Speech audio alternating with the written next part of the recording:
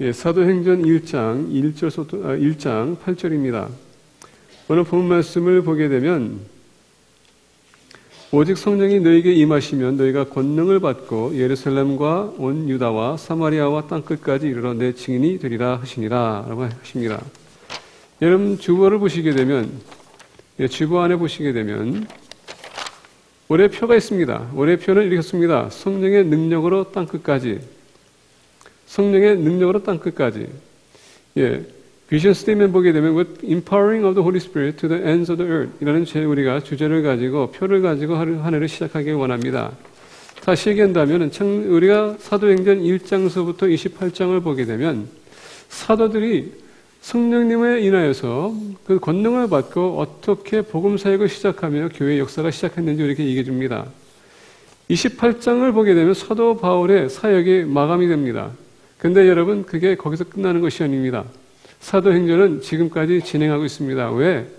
사도행전은 만약에 성령님의 임재하심과 권능이 임하지 않았다면 사도행전이 있을 수가 없어요. 그렇기 때문에 신학자들은 이건 사도행전이 아니라 성령행전이라고 이렇게 바꿉니다. 왜? 성령이 임함으로부터 말미암아 교회 역사가 시작했기 때문에. 이와 같이 29장은 뭡니까? 우리 교회가 서야 될 것이라는 것입니다. 다시 얘기한다면 하나님께서 이 교회를 세웠다면 이제는 이 교회는 성령의 능력을 가지고 나가서 필리핀 침례교회가 2014년도에는 어떻게 주님의 은혜 가운데서 성령이 임해서 그 능력을 받아서 우리가 이렇게 했다, 우리가 써나가야 된다는 얘기입니다. 필리핀 침례교회 올해 우리가 39년을 맞이합니다. 39살입니다. 작년이에요. 39살 그러면 벌써 여러분 자녀가 2-3명입니다. 옛날에 한국을 보게 되면 20세대도 여러분 벌써 이미 자녀들이 있었고요. 옛날에는 11명씩 낳았다고 합니다. 근데 우리 필리핀 침례교회를 보게 되면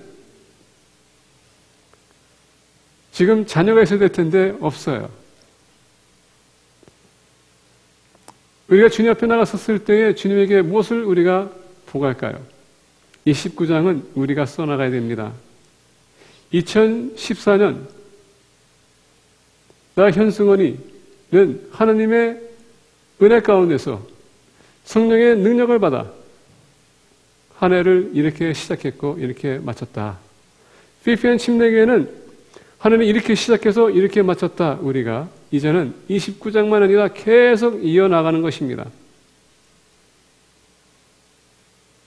그렇게 하기 위해서는 성령이 우리의 삶에 임해야 되고 권능을 우리가 받아야 된다는 얘기예요. 오늘 본 말씀 보면서 우리가 성령의 임재하심과 더 나아가서 권능이 뭔가를 우리가 알고 배우고 그 다음에 증인이 되는 것이 무엇인지 우리가 보기를 원합니다.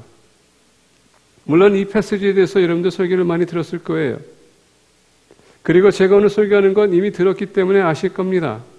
근데 기억을 되살리기 위해서 다시 한번 우리가 들을 필요가 있습니다. 그리고 우리가 다시 한번 성령의 능력을 가지고 새해를 시작하고 승리하기를 원합니다. 오늘 본 말씀 보게 되면 오직 성령이 너에게 임하시면 첫 번째 우리가 보기 원합니다. 임한다라는 단어가 있습니다. come upon이라는 단어가 있습니다. when you receive라는 단어 여기서 보게 되면 when the Holy Spirit comes on you라고 우리가 NIV 보게 되면 그렇게 나옵니다. 그리고 NASB 보게 되면 come upon이라는 단어를 씁니다. 이것은 뭐냐? 우리를 덮는다라는 뜻을 갖고 있고요. 우리를 지배한다라는 뜻을 갖고 있습니다. 우리를 통과한다라는 뜻을 갖고 있어요. 우리 옆에도 계신다라고 합니다. 자, 성령은요, 우리 안에 계시고요, 우리 옆에 계시고, 우리 위에 계시고, 우리 주변에 다 계신다는 것입니다. 이게 임재했다는 뜻입니다. 어떻게 성령님이 우리 안에 임재하시는지 아실 수 있습니까? 그것은 우리가 고린도전서 12장 1절, 2절, 3절을 보게 되면 예수 그리스도를 우리 주로 영접하는 순간에 우리 안에 내재하신 성령님께서 우리에게 고백할 수 있도록 하셨다라고 합니다. 뭡니까? 내 이 마음으로 믿고 입으로 주님이 나의 구주라고 신할 때에 이미 성령님은 임하셨다는 얘기예요. 그게 임재라는 것입니다. 왜 성령님의 임재하심이 필요한가? 우리가 요한복음 14장 16절부터 28절 보게 되면 이렇게 얘기합니다. 내가 아버지께 구하겠으니 그가 또 다른 보혜사를 너희에게 주사 영원토록 너희와 함께 있게 하리니 보혜사 성령님은 우리와 함께하는 것은 그냥 일시적인 함께가 아니라 구약시대 때는 성령님이 왔다 갔습니다. 신약에서는요, 우리와 뭐라고요? 영원히 함께 할 것이다 라고 했습니다. 우리 안에 임재하시게 되면 영원히 함께 하십니다. 언제 우리 떠날 수 있어요? 내가 부인할 때에, 내가 필요하고 합당할 때에, 내가 주님 자체를 부인할 때에 여러분 떠날 수 있지만은 그 전까지는 계속 안에 계신다는 것입니다. 근데 왜 내재하시는가? 그는 진리의 영이라 세상은 능히 그를 받지 못하나니 이는 그를 보지도 못하고 알지도 못함이라. 그러나 너희는 그를 아나니 그는 너희와 함께 거하시며 또 너희 속에 계셨음이라. 내가 너희를 고아와 같이 버려두지 아니하고 너희에게로 오리라. 자, 우리가 요한복음 14장 17절을 보게 되면 너희 속에 계셨음이라 라고 합니다. 예수님을 믿는 순간에 성령님은 우리 안에 계세요. 그거는 우리가 의심해서는 안 됩니다. 왜 성령님이 우리에게 임재하시지 않으십니까? 우리가 하나님의 자녀라는 것을 우리가 인식해야 되기 때문에, 알아야 되기 때문에. 그래서 오늘 본 말씀 우리가 보면서 오직 성령이 너에게 임하시면 성령님이 우리에게 임해야 되는 것입니다. 그래야지 내가 하나님의 자녀라는 것을 알 수 있고요. 여기서 임한다고 했었을 때 또 무슨 단어 사용할 수 있냐면 인치심이라는 게 있습니다. 인치심이 뭘 얘기하느냐면은 에베소서 1장 13절에서 14절과 4장 3절, 30절을 보게 되면 이 인치심은 내가 하나님의 소유라는 것을 보이는 것입니다. 성령님이 내 안에 계시게 되면 하늘나라에 계신 하나님께서 우리를 볼 때에 하나님의 자녀인지 아닌지를 어떻게 구별합니까? 성령님의 인치심이 있는지 없는지 그걸 통해서 구별할 수 있다는 것입니다. 오늘 우리가 교회에 많은 사람들이 와요. 교회에 예배 참석합니다. 그리고 예배 생활을 합니다. 근데 어떻게 진리에 어떻게 하나님의 자녀인지 아닌지 구별할 수 있을까요? 성령님이 그분 안에 계신지 없는지 하나님은 알 수 있다는 것입니다. 우리 스스로는요, 알 수가 없어요. 판단해서도 안 돼요. 근데 하나님은 그 성령님의 인치심을 통해서 우리가 그분의 자녀라는 것을 알 수가 있다는 것입니다. 그래서 이 성령님의 임재하심, 그것을 다시는 인드웰링이라고 합니다. 우리 안에 내재하시는 것은 성령님이 우리가 하나님의 자녀라는 것을 나타내는 것입니다. 그래서 오늘 본 말씀에 오직 성령이 너에게 임하시면 이런 단어가 나온 것입니다. 그러면서 오늘 본 말씀 보게 되면 너희가 권능을 받고 라는 단어가 있습니다. 권능을 왜 필요한가? 우리가 권능을 왜 받아야 되는가? 우리가 요한복음 16장 5절부터 14절 보게 되면 이렇게 얘기해요. 지금 내가 나를 보내신 이에게로 가는데 너희 중에서 나더러 어디로 가는지 묻는 자가 없고 도리어 내가 이 말을 함으로 너희 마음에 근심이 가득하였도다. 예수님께서는 제자들에게 수시로 얘기했습니다. 나는 곧 너희들 떠날 것이다. 나는 곧 죽을 것이다. 나는 지금 바리새인들로 인해서 나는 사형당할 것이다. 나는 순교당할 것이다. 주님께서 계속 고백하는데 이들은 그것을 인식을 못해요. 이해를 못합니다. 근데 이제 마지막으로 주님께서 얘기합니다. 이제 곧 내가 팔릴 것이다. 나는 십자가를 질 것이다. 이제 여러분 그것이 그들에게 이해가 왔습니다. 아니 주님 어떻게 우리 떠납니까? 고민이 생기기 시작했어요. 왜 3년 동안 주님께서 그들과 함께 하셨습니다. 그리고 주님께서 그들에게 권능을 주셨습니다. 그들은 가서 이적과 기적을 행했습니다. 얼마나 여러분 놀랍습니까? 주님이 우리와 함께하고 있다는 것 얼마나 여러분 놀라운 사건입니까? 근데 주님께서 제자들에게 얘기합니다. 나는 곧 떠날 것이다. 근심할 수밖에 없어요. 우리 부모님, 사랑하는 부모님이 떠나게 되면 여러분 마음이 아픕니다. 그리고 앞으로 나는 어떻게 살아갈 것인가 고민이 올 수밖에 없습니다. 근데 오늘 본 말씀 보게 되면 7절, 오늘 요한복음 16장 7절을 보게 되면 이렇게 얘기해요. 그러나 내가 너희에게 사실상 말하노니 내가 떠나가는 것이 너희에게 유익이라. 내가 떠나지 아니하면 보혜사가 너희에게로 오시지 아니할 것이요. 가면 내가 그런 너희에게로 보내리니. 자, 예수님께서 얘기합니다. 내가 떠나면은 너희들에게 유익하다. 왜? 보혜사가 너희들에게 올 것이다. 왜냐하면 예수님께서는 육신으로 여러분 한순간에 있었습니다. 일시적인 것 형상입니다. 만약에 우리와 함께 있으면 거기 계시고요. 주님이 또 어디 가기 위해서는 동시에 있는 것이 아니라 한참 가야 돼요. 그래서 우리가 예수님의 사역을 보게 되면 갈릴리, 예루살렘 며칠 동안 왔다 갔다 하셨다고 하십니다. 왜? 육신적으로 일시적인 시간 제한이 되어 있기 때문에. 근데 보혜사 성령님이 오시게 되면 모든 사람에게 동시에 다 들어갑니다. 그렇기 때문에 내가 너희들과 없어도 성령님이 너희들과 함께 있기 때문에 내가 준 너희에게 권능 그가 너희도 줄 것이다. 그러니 너희들에게 유익한 것이다. 예수님은요 고아로 두시는 것이 아니라 우리에게 보혜사 성령님을 보내시는 것은 고아로 두지 않고 우리를 어떻게 해요?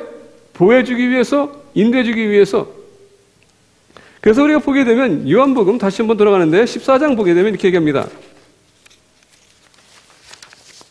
내가 아직 너희와 함께 있어서 너희에게 하였거니와 보혜사 곧 아버지께서 내 이름을 보내신 성령이 그가 너희에게 모든 것을 가르치고 내가 너희에게 말한 모든 것을 생각나게 하리라.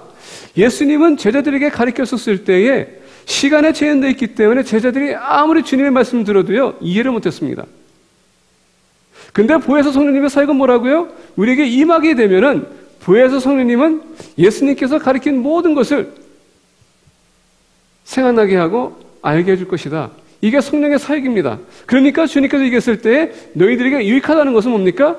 이제는 성령님이 너희 안에 계시기 때문에 그가 내가 너희들에게 가르쳤던 것 생각나게 하고 너희들이 행할 수 있도록 능력을 줄 것이다. 그러나 본 말씀 보게 되면 권능을 받는다라는 단어를 보게 되면 이것은 권능이라는 것은 empowering이라는 단어를 씁니다. 이 empowering은요 파워라는 뜻이에요. 무슨 능력을 주신 것입니다. 두나미스라는 단어를 쓰는데 이것은 다이너마이트나 가는 폭발적인 그런 능력이 있다는 것입니다. 여러분 다이너마이트 한번 터지게 되면 그 옆에 있는 무엇이라도 다 없어지지 않습니까? 그런 엄청난 파워가 있다는 것이에요. 그 능력이 우리 안에 임하게 되면 우리가 주님의 일을 할 수 있다는 얘기예요. 그래서 임재도 필요하지만 더 나아가서 오늘 본 말씀 보게 되면 권능을 받아야 된다라고 합니다. 오늘 많은 사람들이 예수 그리스도를 영접했습니다. 제자들도요 예수님을 영접했어요. 성령이 내재하셨지만은 예수님께서 제자들에게 얘기했습니다. 성령이 너에게 임하기까지는 예루살렘을 떠나지 말라. 임했습니다. 근데 권능을 받아야 되는 것입니다. 그래서 임했다는 단어가 보게 되면 예수님을 영접할 때 처음 영접했을 때에 예수님께서 성령님 우리 안에 계십니다. 근데 우리가 성경을 쭉 연구하게 보면 그 임재했다는 또 단어가 또 하나가 있습니다. 헬러로 보게 되면 그것은 뭐냐? 주님의 자녀의 사역을 할 수 있도록 능력이 임하는 것이 있다는 것입니다.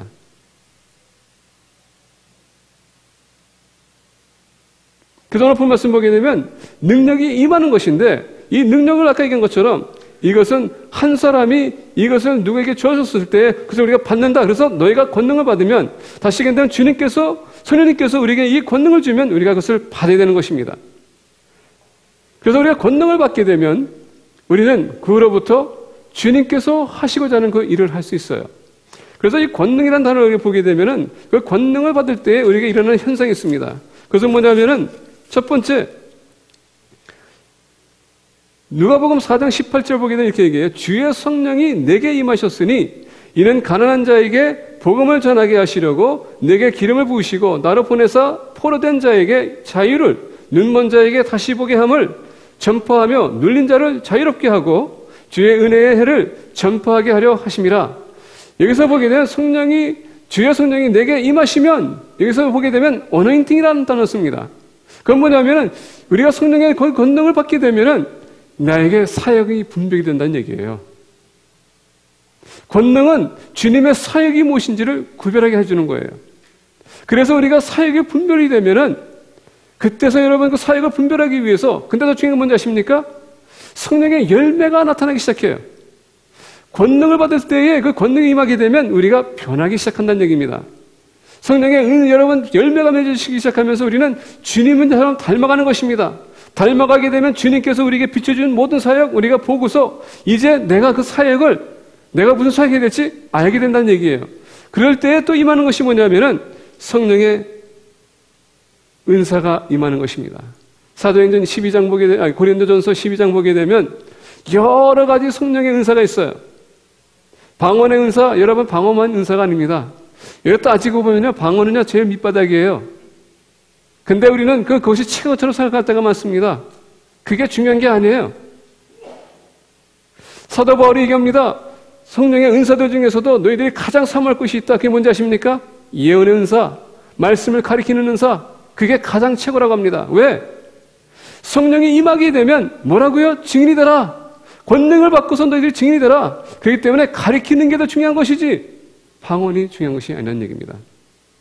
오늘 많은 사람들이 권능이 임한다고 했었을 때 저는 옛날에 여러분 TV를 통해서 크리스천 방송 보니까 마스맨들이 나와가지고서는 성령이 임했다고 하면서 그들이 막 그냥 캔도 부시고 병도 깨고 새 발들만 이렇게 꺾고 그러면서 이게 성령의 능력이라고 했습니다.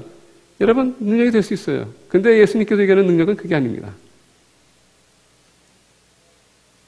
어떤 여인은 차 교통사고 나서 아이가 지금 차 안에 들어있습니다.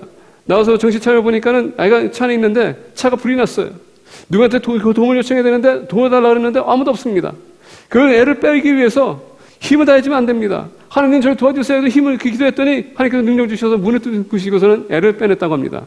그게 여러분 성령의 능력이 될 수 있어요. 권능이 될 수 있습니다. 근데 그게 전부가 아니라는 얘기입니다. 왜냐하면 오늘 패시지가 우리에게 가르쳐준 건 뭐냐? 성령이 임하게 되면 너희들의 권능을 받아 뭐라고 했어요? 내 증인이 되라. 이게 포커스예요. 왜냐하면 많은 사람들은 성령의 권능을 가지고 우리는 다른 데 포커스를 맞추는데 권능을 받는 것은 여러분 전도하기 위해서 선교하기 위해서 증인이 되기 위해서 우리에게 주시는 것입니다. 포커스를 다른 데 주지 마세요. 치유사역 필요합니다. 누가 필요 없다고 했어요? 아닙니다. 치유 은사도 있습니다. 근데 그걸 통해서 예수님을 영접할 거냐 안 할 거냐 그게 더 중요하다는 얘기예요. 왜냐하면 많은 사람들이 치유사역합니다. 좋아요. 해야 돼요. 근데 거기에 예수 그리스도의 복음이 빠졌다면 그건 자기 영광이지 주님의 영광이 아니라는 얘기입니다. 우리가 오해해서는 안 돼요. 은사가 우리에게 임하게 되면 성령 충만한 단어가 나오는 것입니다. 우리가 이 성령 권능을 받아서 우리가 성령 충만해서 이제 그 은사를 가지고 우리가 사역을 할 때에 그 사역을 왜 하는지 아십니까? 요한복음 16장 14절 보게 돼서 14절에서 보겠습니다. 아까 제가 말씀드린 것처럼 14절 보게 되면 이렇게 얘기해요. 그가 내 영광을 나타내니 내 것을 가지고 너에게 알리시게 했습니다. 결국 뭐냐? 영광을 나타내는 것은 뭡니까? 예수 그리스도께서 너희들에게 준 모든 것, 그 말씀을 나타낼 것이다. 오늘 우리가 주님에게 여러분 하나님께 영을 돌리는 건 뭔지 아십니까? 여러분들이 기도하든 예배드리든 여러분들이 사역을 하든 헌신을 하든 헌금을 하든 뭘 하든 그 모든 것이 주님에게 영광이 되는 것입니다. 그게 하나님께 영을 돌리는 것이에요. 만약에 그렇지 않는다면은 다 여러분들의 영광이에요. 뭐 하는 사람들이 지금 자기가 뭘 했다 뭐 이런 얘기 많이 합니다. 근데 하나님께서 여러분들 그런 능력을 주시지 않으면 아무것도 못하는 건 여러분 모르십니까? 그래서 성령이 임하셔야 되는 것입니다. 왜? 내가 하나님의 자녀라는 것을 알아야 되기 때문에. 내가 하나님의 소리라는 것을 알아야 되기 때문에. 성령의 권능을 받아야 됩니다. 왜? 주님의 사역을 해야 되기 때문에. 하나님의 은사는 결국은 하나님의 영광을 나타나게 하기 위해서 우리가 필요한 것입니다. 사도행전 2장 보게 되면 이렇게 얘기합니다. 오순절 날이 이미 이름에 그들이 다 같이 한 곳에 모였더니 홀연히 하늘로부터 급하고 강한 바람 같은 소리가 있어 그들이 앉은 온 집에 가득하며 마치 불의 혀처럼 갈아지는 것들이 그들에게 모여가 각 사람 위에 하나씩 임하였더니 그들이 다 성령의 충만함을 받고 성령이 말하게 하심을 따라 다른 언어들로 말하기를 시작하니라. 자, 오순절에 성령님이 임했습니다. 이건 여러분 권능이 임했다는 얘기예요. 왜? 이미 제자들은 성령을 받았어요. 때로는 여러분 제자들이 예수님에 대해서 우리가 영접합니다. 근데 사도 바울과 사도들이 나갔는데 어떤 믿는 사람들인데 너희들은 누구의 침례를 받았냐라고 물어봅니다. 요한의 침례를 받았습니다. 근데 예수님은 믿은 사람이에요. 근데 사도들이 얘기합니다. 당신들은 성령 침례 받아야 된다. 그게 뭡니까? 권능을 받아야 된다는 얘기예요. 그러더니 그들이 어떻게 했습니까? 방언이 터졌다라고 합니다. 근데 오늘 본 말씀 보게 되면 이 방언에 대해서 많은 사람들이 랄랄랄랄라 여러분 좋아요. 한때 언어가 여러분 민족이나 여러분 서해졌다가 무너집니다. 한 국민이 섰다가 승이 무너집니다. 근데 여러분 그 언어는 하나님께서 다 인식하세요. 근데 여러분 웃는 것, 개웃음, 개소리, 음칭 소리 이건 여러분 아닙니다. 왜냐하면 오늘 본 말씀 보게 되면 이 방언이라는 단어는요 우리가 말하는 언어를 얘기하는 것입니다. 제가 파라과이에 있었을 때는 스페니쉬로 여러분 복음을 선포했습니다. 제가 브라질에 있었을 때에는 저는 포르투게스로 복음을 선포했어요. 미국에 와서는 미국 사람들 만나면 영어로 선포합니다. 그리고 한국 사람 우리 한인 교회입니다. 한국말로 지금 복음을 선포하고 있지 않습니까? 이게 방언이에요. 왜 방언이 임하냐? 결국은 그 방언은 오늘 본 말씀 보게 되면 그때 경건한 유대인들이 천하 각국으로부터 와서 예루살렘에 머물렀다라고 합니다. 그리고 이 자들이 성령 충만해서 방언했더니 그들이 와가지고 뭐라고 했습니까? 아니 저 사람들이 우리가 온 동네에서 지금 그 말을 지금 하고 있네? 아니 저 사람 지금 이 나라 말하고 있네? 저 다른 나라에서 왔던 사람들은 이 말했네? 왜? 예루살렘에 있었던 유대인들이 디아스포라 또 퍼졌습니다. 그리고 매년마다 성지순례 합니다. 예루살렘 돌아와요. 근데 오늘 보니까 성령이 임했는데 이 사람들이 갑자기 방언합니다. 근데 언어를 모르는 사람들은 이 사람이 술 취했다고 하는데 언어를 아는 사람들은 본인들이 태어난 곳에서 그 언어 사용하는 언어를 다 이해했고 영광을 하나님께 돌렸다고 합니다. 그래서 방언은 우리가 대화하는 그런 언어를 이루고 얘기하는 것입니다. 천사의 말도 있어요. 천사들만 사용할 수 있습니다. 하나님께서 할 수 있어요. 물론 아까 얘기했습니다. 라라라 모르겠어요. 근데 그게 방언이 될 수 있다는 얘기입니다. 왜 하나님이 주시면. 근데 짐승소리나 여러분 웃는 것 그는 방언이 아니에요. 근데 오늘 말씀을 우리가 보게 되면 너희가 증인이다라고 했습니다. 이 성령이 임하고 나서 14절에 보게 되면 사도행전 2장 14절을 보게 되면 이렇게 얘기해요. 베드로가 11 사도와 함께 서서 소리를 높이 이르되 유대인들과 예루살렘에 사는 모든 사람들아 이를 너희로 알게 할 것이니 내 말에 귀를 기울이라. 때가 제3신이 너희 생각과 같이 이 사람들은 취한 것이 아니니라. 예, 믿지 않는 사람들은요 이 사람들이 취했다고 생각할 수 있어요. 제가 처음 교회 나갔었을 때에 옆에 있는 사람이 막 기도 통성이 다니면 방언합니다. 저는 미쳤는 줄 알았어요. 예, 모르는 사람은요 그렇게 생각할 수 있어요. 미칠 수도 있습니다. 근데 오늘 본 말씀 보니까 베드로가 인지히 알고 있습니다. 스님께서 그를 주관하고 있습니다. 그러면서 봅니다. 이는 취한 것이 아니다. 이는 곧 선지자 요엘에 통하여 말씀하신 것이니 일렀으되 하나님이 말씀하시기를 말세에 내가 내 영을 모든 육체에 부어주리니 너희의 자녀들은 예언할 것이요 너희의 젊은이들은 환상을 보고 너희의 늙은이들은 꿈을 꾸리라. 그때 내가 내 영을 내 남종과 여종들에게 부어주리니 그들이 예언할 것이요. 성령이 임했더니 뭐라고요? 그들이 예언할 것이다 라고 합니다. 성령의 권능은 뭡니까? 결국은 우리에게 능력을 주셔서 우리가 가지 못한 데 가서 우리가 복음을 선포하는 것입니다. 예수 그리스도의 이름을 여러분 선포하는 것이고 그의 죽음과 부활하심을 선포하는 것입니다. 그게 성령 충만함의 삶입니다. 하나님께 어떻게 영을 돌린다고요? 말씀을 가지고 지상명령을 감당하는 것입니다. 그래서 예수님께서 승천하시기 전에 성령이 너에게 임하시면 권능을 받아 예루살렘과 유다와 사마리아 땅 끝까지 내 증인이더라. 이게 주님에게 영광을 돌리는 것입니다. 그리고 승천하셨어요. 성령의 권능은 모든 면에서 모든 영광을 주님께 돌리는 것입니다. 전도하기 위해서. 근데 왜 성령의 은사가 있을까요? 여러분 믿지 않는 사람이 아픈데 안수해야 되겠죠. 기도하죠. 믿는 사람이 믿지 않는 사람이 기도해 줬을 때 하나님의 놀라운 그 권능이 나타나게 되면 치유됩니다. 그러면 내가 그때에 예수 그리스도의 복음을 전파하는 겁니다. 예수님이 영접하게 되면 그 사람은 영광받게 돼 있어요. 치유했다고 해서 영광받는 것이 아닙니다. 거기에 반드시 따라야 될 것이 뭐냐? 복음입니다. 그 영혼이 치유를 받았는데 예수님을 모른다면 그 인생은 아직도 저주받는 인생이에요. 치유받고 예수님을 만나게 되면 그건 여러분 축복받은 사람입니다. 그 사람에게는 영생이 따르는 것입니다. 이게 하는 게 영광이 되는 것이에요. 그래서 권능이 필요한 것입니다. 필리핀 침례교회 2014년도 지난주에도 여러분 지난해에도 말씀드렸습니다. 우리는 이 교회가 38년 동안 있으면서 우리는 아직도 한 것이 없다고. 교회 건물은 있습니다. That's it. 다른 교회들을 보게 되면 여러분 다 비교하는 건 아니지만 때로는 여러분 우리가 좋은 것을 비교할 수 있습니다. 왜? 우리도 비전이 필요하기 때문에. 2014년도에는 39년의 역사를 통해서 여러분 선교사도 파송하고 그리고 여러분 교회도 개척하고 지교를 세우고 이 지역을 우리가 주님의 이름으로 우리가 변화시키는 것입니다. 이런 비전이 있어야 돼요. 그래서 작년에 제가 말씀드렸습니다. 7-11 일주일에 한 사람이라도 여러분 전도된다고.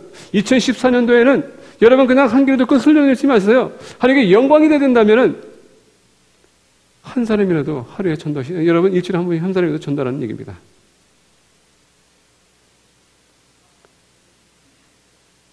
원원원 프로젝트 있습니다. 하루에 1분씩 선교를 위해서 1년 동안 하였습니다. 그러면 여러분 우리는 지교를 세울 수 있어요. 남미에 베트남에 보게 되면 교회 여러분 15,000불이면은 우리는 여기서 아무것도 할 수 없지만은 거기는 100명이 들어갈 수 있는 교회를 개척할 수 있어요. 큰 돈이 아니에요. 여러분 이제 우리가 결산 보고 하겠지만은 하나님께서 작년에 엄청난 우리 교회 축복하셨습니다. 이제는 그 일부를 가지고 주님의 나라를 위해서 우리가 여러분 투자해야 될 필요가 있어요. 우리 교회만 하면 여러분 그건 영적 비만이요. 예루살렘 교회가 왜 깨졌는지 아십니까? 주님께서 지생명 주셨는데 우리만 편하자 깬 것입니다.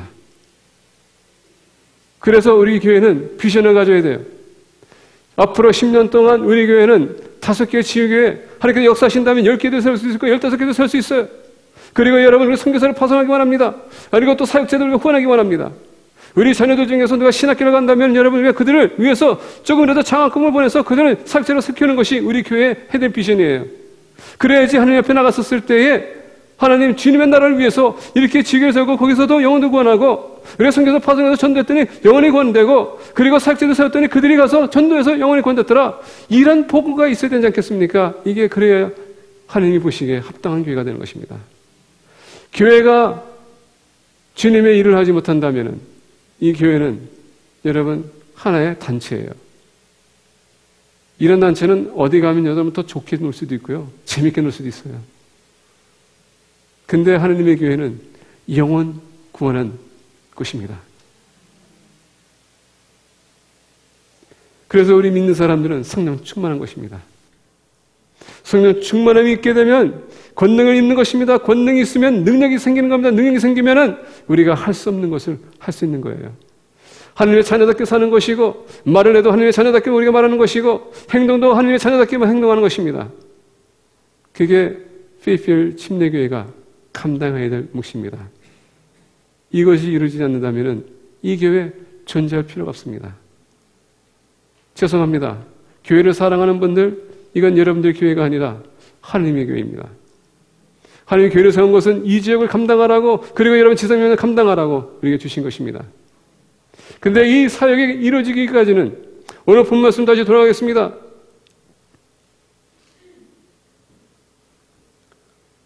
너희들이 증인이 되라. 그래서 증인이라는 단어를 보게 되면 여러분 이 증인이라는 단어는 마르투스라는 단어입니다. 마르투스. 영어로 여러분 보게 되면 말투리라는 단어입니다. 말투는 뭡니까? 순교자라는 뜻이에요. 전도하는 사람들은 여러분 증인은요 주님의 메시지를 가지고 나가서 전해야 됩니다. 전할 때에 우리에게 피해가 올 수도 있다는 것을 우리가 생각하고 인식하고 우리가 인정하고 나가야 된다는 얘기예요. 그래서 수많은 선교사들 우리가 1세기, 2세기 보게 되면 10만 명이 넘는 기독교인들이 순교당했습니다. 왜? 예수님의 복음을 선포하기 위해서. 왜? 그것이 너무 좋았기 때문에, 천국이 주어졌기 때문에, 영생이 있기 때문에, 그 영생은 나만 가져갈 수 없기 때문에 나 혼자 갈 수 없잖아요 하고선 그들 나가서 그들 전했다는 것입니다. 그랬더니 엄청난 비난이 있었습니다. 핍박이 있었습니다. 10만 명이 넘게 죽었어요. 그게 기독교의 정신입니다. 죽음도 우리가 무서워하지 않고, 우리가 사도행전 7장을 보게 되면 이렇게 말씀이 있습니다. 여러분 잘 아시는 스테반 집사가 있어요. 사도행전 7장 보게 되면 54절에 이렇게 얘기합니다.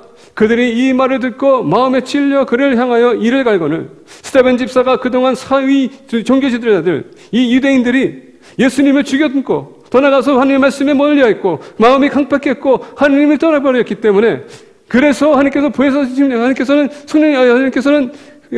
메시아를 보냈음에도 불구하고 너희들이 그를 죽였다. 이게 듣기 싫었던 것입니다. 죄가 많은 사람들은요 의의 말씀을 듣기 싫어해요. 그래서 항상 마음이 강팍해집니다. 그리고 분이 생겨요. 왜? 자기 잘못이 나타나기 때문에.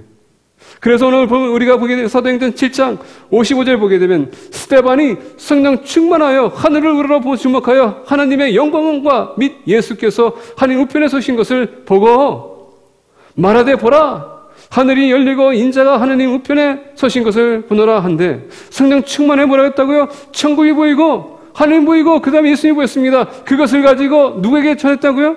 복음을 전하고 있습니다. 주님은 지금 이 시간에 아버지와 함께 계신다. 권능을 받게 되면 내 인생이 아니라 주님의 인생을 사는 것입니다. 그리고 권능을 받으면 우리는 증인이 되어야 돼요. 죽을 각오를 하는 얘기입니다. 맨날 내가 살기 위해서 내 것만 주장하지 말고 희생할 줄도 알고 여러분 영적 부담도 가질 줄 알고 주님을 위해서 우리가 여러분 그래 나 죽었다 한번 해보라는 얘기예요. 똑같은 생활 살지 마시고 우리 교회가 정말 여러분 선교 비전을 가지고 전도 비전을 가진다면은 우리가 이 시간 이렇게 붙드는 것이 아니라 베풀 줄 알아야 돼요. 하나님이 축복했을 때 베풀지 않으면 하나님께서는 더 이상 주시지 않습니다. 왜? 영적 비만을 우리가 썩어가기 때문에. 말하되 보라 하늘이 열리고 인자가 하느님 우편에 서신 것을 보나라 하되 그들이 큰 소리를 지르며 이르되 길을 막고 일제히 그에게 달려들어 성 밖으로 내치고 돌로 칠세 증인이 옷을 벗어 사울이라 하는 청년의 발 앞에 두니라. 그들이 돌로 스데반을 치니 스데반이 부른지져 이르되 주여 주였으여 내 영혼을 받아옵소서 하고 무릎을 꿇고 크게 불러 이르되 주여 이 죄를 그들에게 돌리지 마옵소서 이 말을 하고 자니라. 성령 충만한 사람은 여러분 아무리 위험 죽음의 여러분 앞에서 그들은 두려워하지 않습니다. 왜? 천국문이 그들에게 열리기 때문에. 우리가 이 시간 살아오는 것은 이 땅에서 여러분 잘 되기 위해서가 아닙니다. 천국에서 잘 되기 위해서 우리가 살아오는 것입니다. 성령 충만한 사람은 죽음 앞에서 두렵지 않습니다. 그리고 성령 충만한 사람은 오늘 본 말씀인 것처럼 나는 주님의 뜻대로 살았으니 받아주세요. 더 나아가 중요한 건 뭔지 아십니까? 자기를 미워하고 돌로 쳐서 죽이는 자들을 용서해 주세요. 성령 충만한 사람은 아무리 자기에게 핍박을 하고 아무리 자기 힘들게 하고 자기가 미워한다 할지라도 성령 충만한 사람은 용서할 줄 아는 것입니다.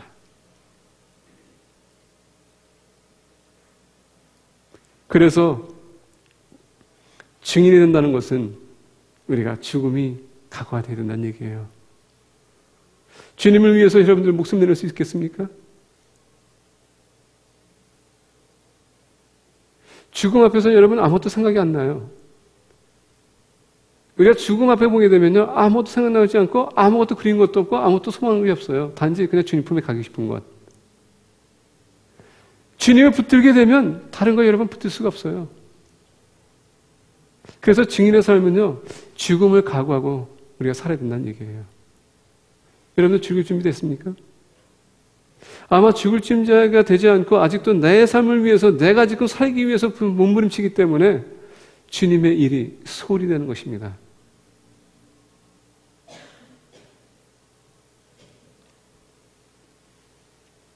성령 충만한 사람은 권능을 받은 사람은 오늘 말씀하신 것처럼 증인이 되는 것입니다. 근데 여러분 증인이 되기 위해서 오늘 본 말씀 보니까 예루살렘서부터 시작해야 된다고 했어요. 예루살렘. 예루살렘이라는 단어는 어디서부터 처음 발생되냐면은 셀렘이라는 단어가 나옵니다. 창세기에서 나오죠. 멜기세덱 셀렘 왕이라고 합니다. 예, 말씀을 이제 빨리 맺겠습니다. 아브라함이 롯을 구하러 갔다가 전쟁을 치르고 돌아올 때 셀렘 왕이 나와서 그를 축복합니다. 근데 뭐를 가져 나온지 아십니까? 떡과 포도주를 가져왔다고 합니다. 우리가 히브리서를 보게 되면 이 멜기세덱은 예수 그리스도의 반차라고 합니다. 다시 얘기한다면은 예수 그리스도의 모형이라는 얘기예요. 다시 얘기한다면 아브라함을 만났던 분이 바로 예수 그리스도라는 얘기예요. 이 멜기세덱은 부모가 없다고 합니다. 시작도 없고 끝이 없다고 합니다.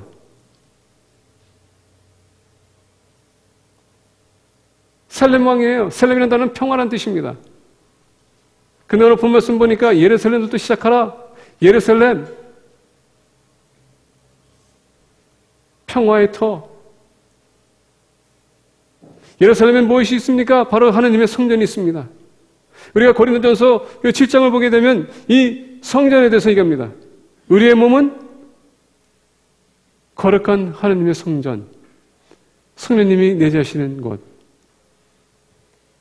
다시 얘기한다면 예루살렘부터 시작한다는 것은 뭐냐? 내가 예수 그리스도를 영접하는 순간에 성령님이 내 안에 내재하십니다. 나부터 변해야 된다는 얘기예요.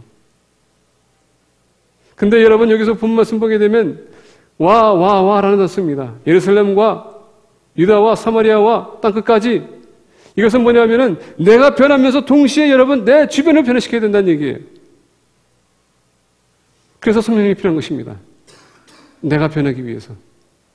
내가 바뀌기 위해서, 내가 하나님의 자녀라는 것을 인식하기 위하고 내가 하나님의 자녀답게 살기 위해서 내가 변하는 것입니다.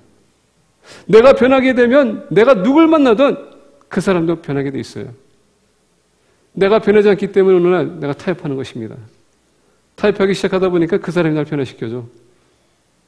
그러다 보니까 교회 나오는 것도 소홀해지고 시험 돌기도 쉬워지고 그래서 필리핀 침례교회가 성령 충만한 교회가 되어야 되는 것입니다. 2014년도 필리핀 침례교회 이제 사도행전 29장을 쓰기 원합니다. 다음 주에 보게 되면 저 바깥에 사도행전 29장이라고 쓸 거예요. 크게. 그리고 우리가 2014년도에 무엇을 했는지 하나씩 기록할 것입니다. 여러분들이 직접 보고 느끼고 체험하도록 그리고 기도하고 통참하도록 2014년도에는 사도행전 29장 침례교회는 주님의 능력을 성령님의 임재하심과 그 권능을 받아 이렇게 사역을 시작했고 2014년도의 마지막에 우리가 무엇을 했다 이것을 기록하기 원합니다. 여러분 보실 때에 하나님이 얼마나 우리 교회를 축복하시는지 여러분들 아실 것입니다. 그래서 말씀 맺고자 합니다. 모두가 예수님을 영접하시길 바랍니다. 성령님이 우리에게 임재하십니다.